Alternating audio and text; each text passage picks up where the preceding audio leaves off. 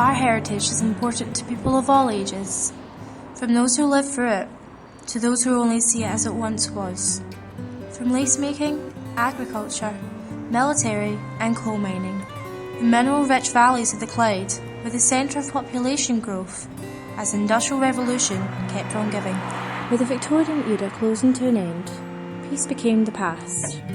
The town of Hamilton had been home to the cavalry and later infantry barracks since the French Revolution. I went to meet Barry Duncan, Assistant Museum Officer for Low Parks Museum. When war broke out in 1914, the Cameroonians and the HLI were based in the barracks. That was the regimental depot.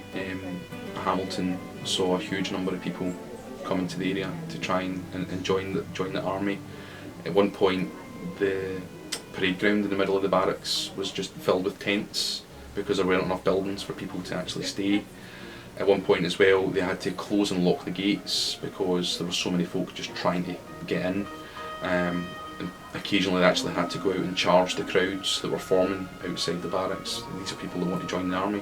They just couldn't process them quickly enough. They couldn't take them all in. And as the war went on, the barracks it was always a focal point where people could come and enlist, and later on when the conscription's introduced, that's one of the places where people are told to report and then they would be sent to a regiment elsewhere.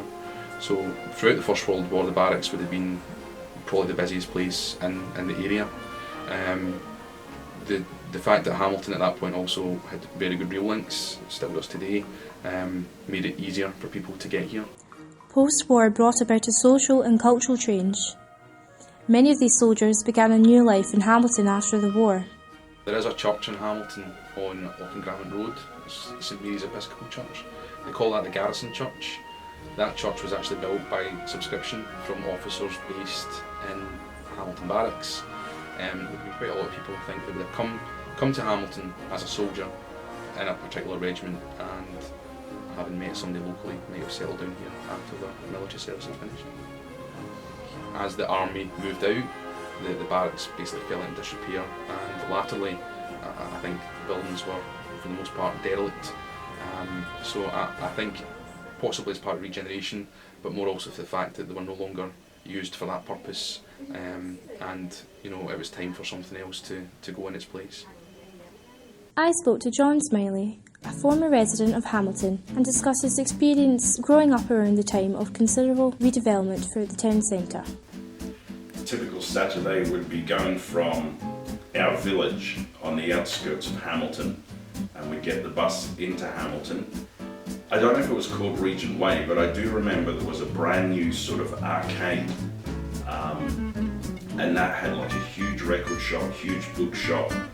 I seem to remember it had a Boots and a M&S and that sort of thing, and that was really great. It was just because it was so modern, and it seemed to be compact, that you had a lot of shops in one small area as opposed to usually going all over town. Yeah, our mum took my brother and I on a Saturday, and we went to the mausoleum, and we went on a guided tour of the mausoleum, and it involved like a small group of like tourists, and the guide would take us in, and what I remember is that he asked us, he got us in the centre of the mausoleum, and he got us to sing the first two lines of the hymn, "The Lord is my shepherd," and then we stopped, and it seemed to be like forever, but it was probably maybe 10-12 seconds, and this echo came back of what we just sung, and I remember it just made such an impression on me. And then the guide told us to go and find like a corner in the mausoleum and just whisper, and then wait for the whisper to come back. And the acoustics in the place were just amazing. Just in my memory, prior to that, everything just seemed old. It just seemed old-fashioned, whereas this arcade I'm talking about, it struck me that everything in it was very, very modern and up to date. Whereas before, like talking about the haberdashery store, to me that was like ancient. It was such an old building, whereas this other place, the arcade, was so modern.